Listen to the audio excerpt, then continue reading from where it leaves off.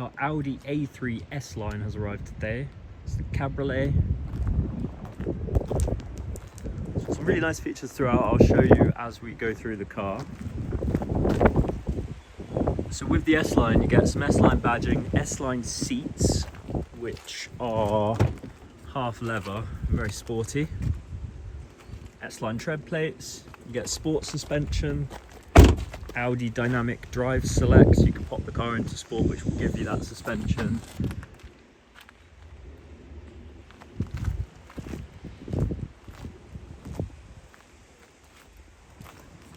The rear parking sensors. You still get a fair amount of boot space on the A3 Cabriolet.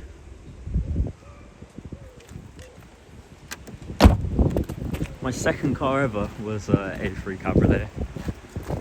And we've got a really nice road that's like a country lane. I used to drive it down on the way to work and back. Loved it. Okay, so you can have a full look at the condition of the seats. That right there is easily my favourite feature on any convertible. I'll show you that in a second when we start the car up.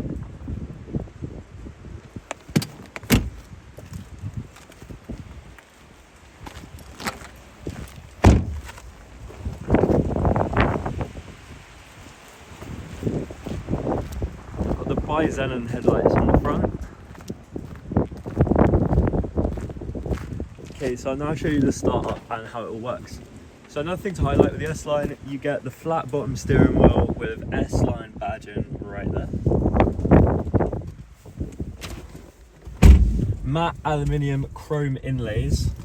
I don't know if the light will present it at the best, but let's have a look. Okay, and now I'll show you the startup.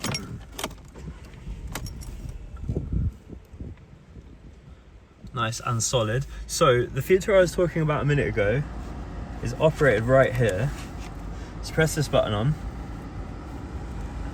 Effectively, it's so nice. I don't know if you can hear it, but I will put the camera towards it. Kind of hear.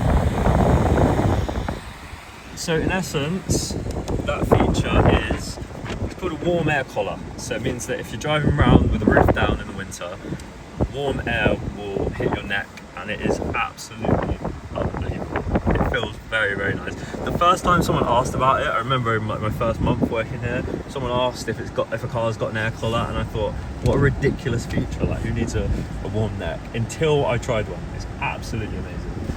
I'll put the roof up now, show you how to do it. So you just press this button, and then the roof will start to operate electronically.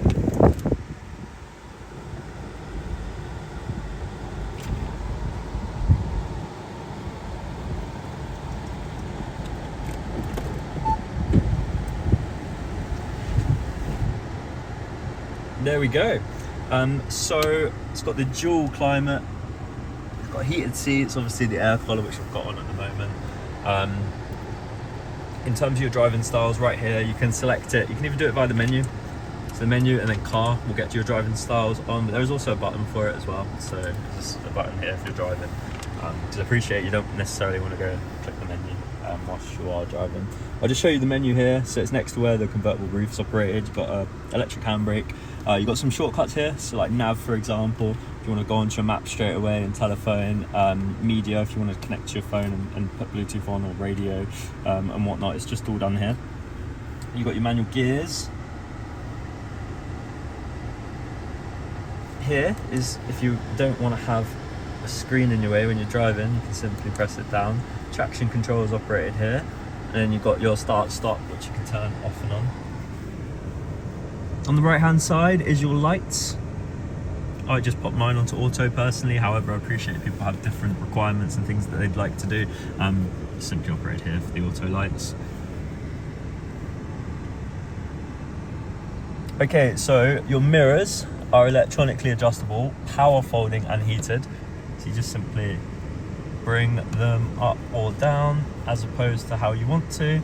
And then if you want to fold them in, just pop it on here and they'll fold in. and then take them out and they'll fold out. And then the little heater section's right here. Okay, the infotainment system. You can connect your telephone here for calls and for Bluetooth audio as well. Media right here.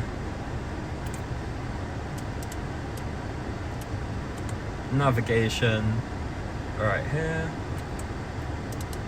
And then just a few basic options as well, should you wish to. On your steering wheel, it's multi-function, so you can change options here. See your miles per gallon, see the date, how many miles you got left on your drive, things like that. Set a trip up, anything like that. And then on your right hand side is if you want to turn the volume off on the nav, because it's annoying, you can do that. If you want to use voice commands, you can do that as well, and then you can increase and decrease volume.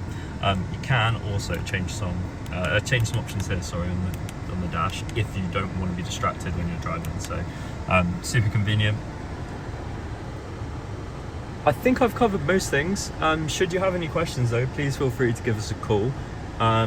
We will MOT and service the car prior to collection. We welcome walk-ins, we're open 7 days a week.